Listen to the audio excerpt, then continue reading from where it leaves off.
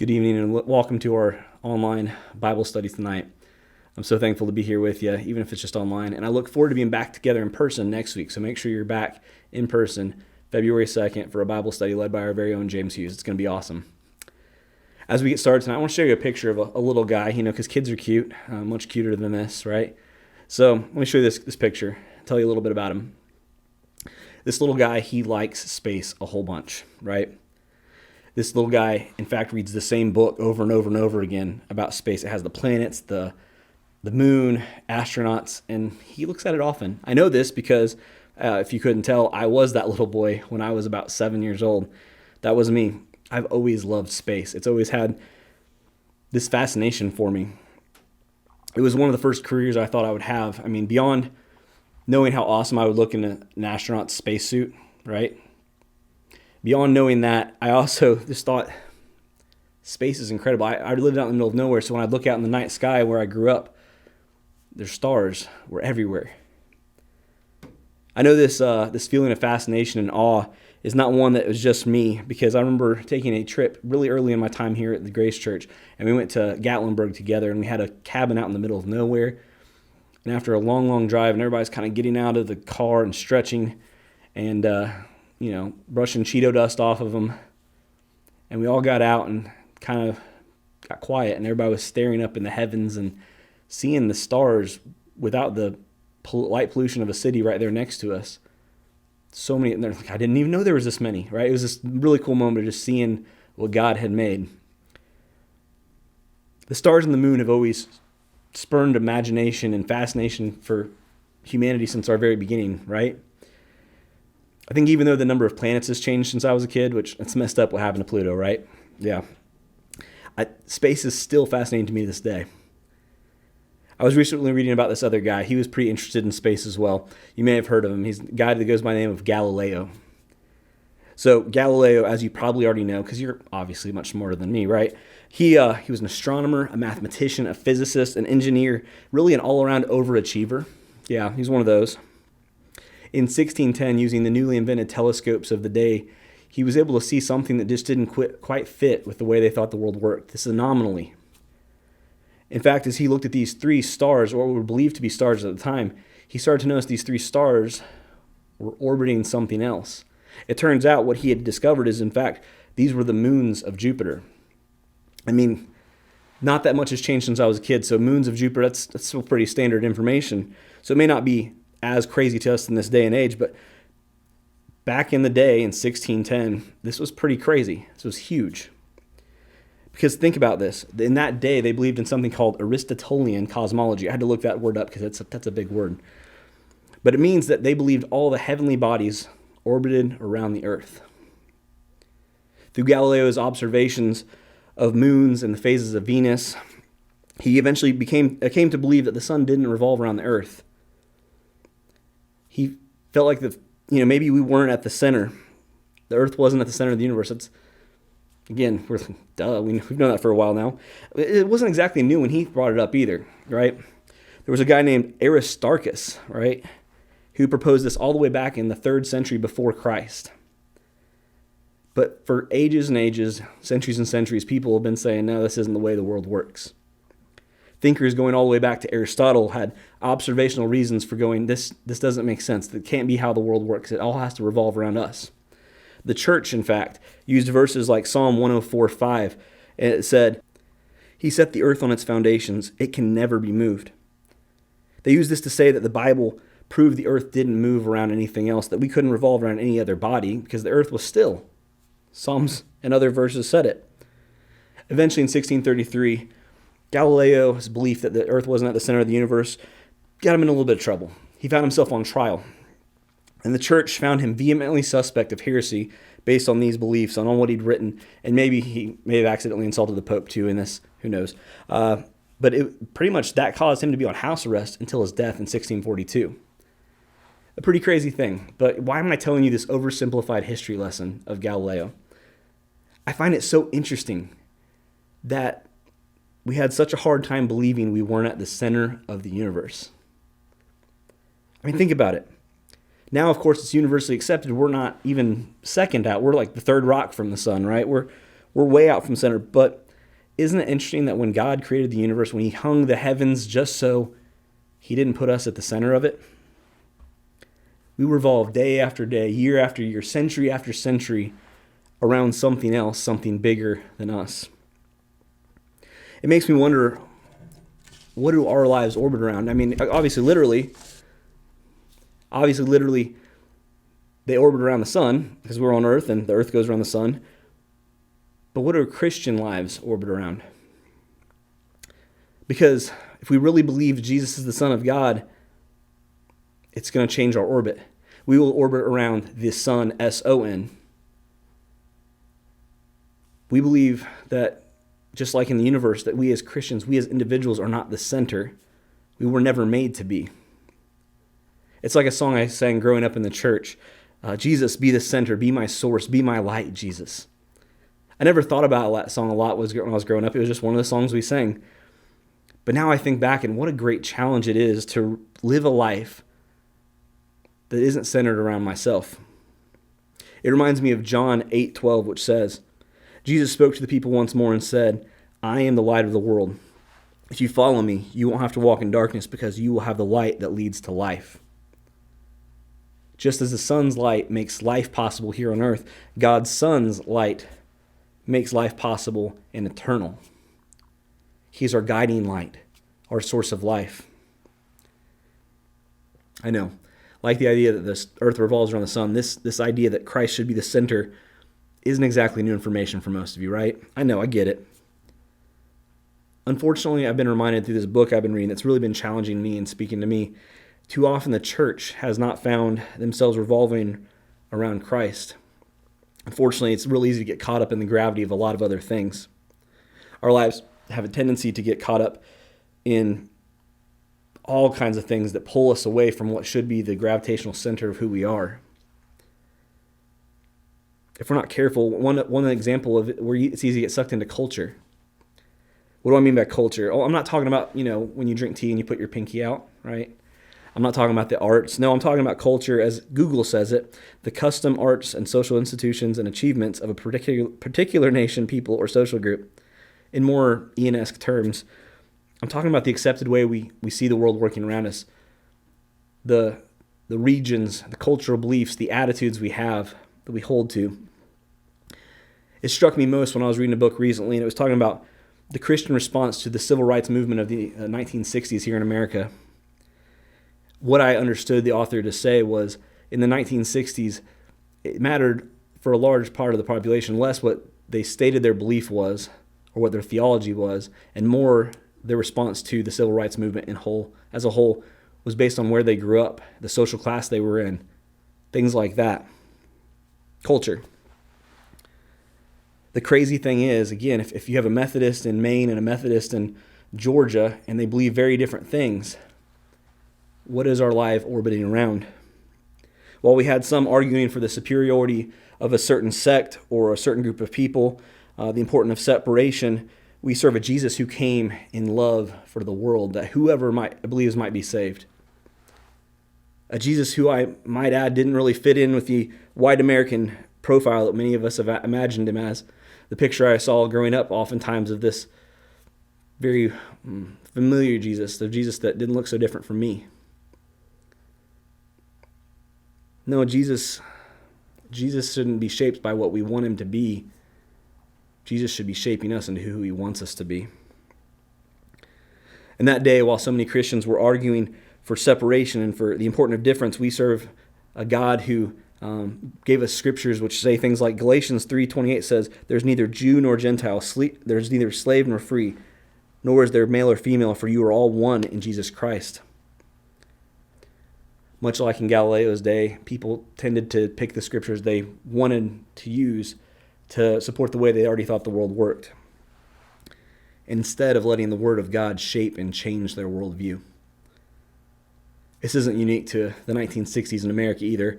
Think about throughout history, how women have fought for the right to vote, and in more recent years, the right to equal pay, among other things. And the church has too often found itself on the side of protecting traditional roles.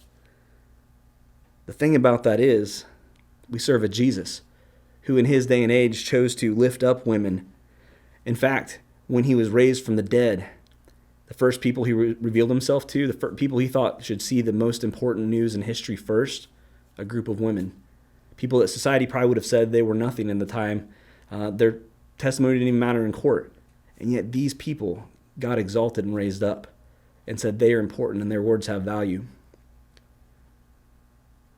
Thinking, too, as we'll talk about in a little bit later, the Samaritan woman at the well. The lowest value, a sinner. Part of a society the Jews didn't value. A failure in relationships. And yet he went out of his way to bring her the good news. The good news that says the way things are, the way the world sees them, it's about to change.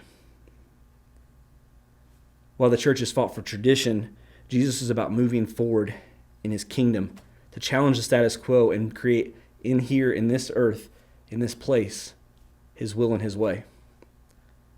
It's a pretty crazy thing. But this gravity pulls at us, and it hasn't gone away. A more recent example is, according to a study I read, it was saying that American evangelicals believe much more strongly than the general population in the separation of illegal immigrants that have crossed the border and in decreasing total immigration, legal or whatever, by 50% or more.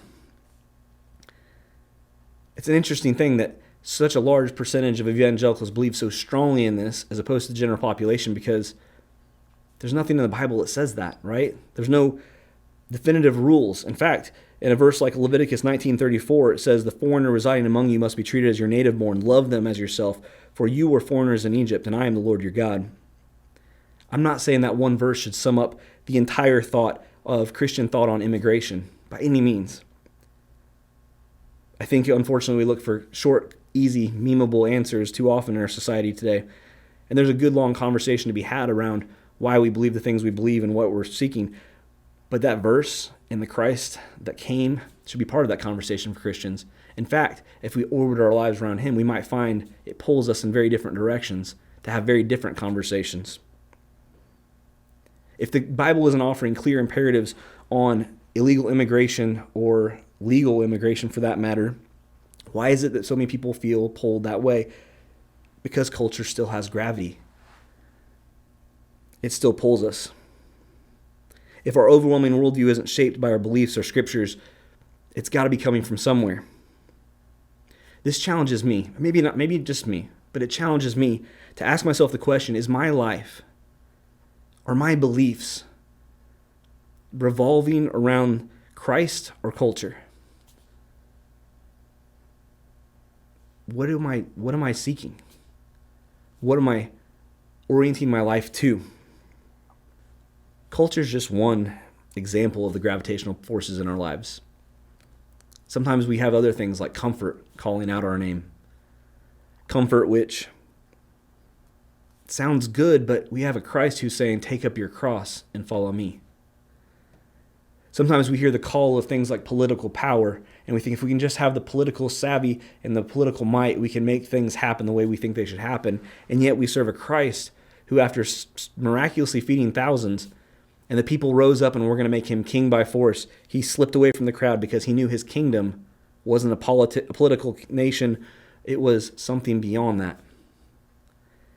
Sometimes we hear the call and the pull of money, security in that way, in contrast with the gospel that exalts the widow, that gave the widow's mite. We're pulled by security when Jesus is asking us to trust when we're inside the storm. We're pulled by relationships, perceived values, the desire to be entertained. All of these things are calling for us, pulling us into their sphere and helping our lives be oriented to them when we're missing what it should truly be all about. Can I just be real? Since the beginning of this new year, God has really been challenging me to grow in him. Not about how much I know about him, but how much I know him. He's been calling me to increase our relationship, to push away the things that are getting in between, to pull away from the things that are pulling me away from him. And since I'm just such a sweetheart, I decided to share that challenge with you as well tonight. To be able to follow Christ, I've become convinced we have to know who he is and who he isn't. To orient our lives to him, we have to know him and seek him. We can't follow Jesus if we're not listening to what he's saying or looking for what he's doing.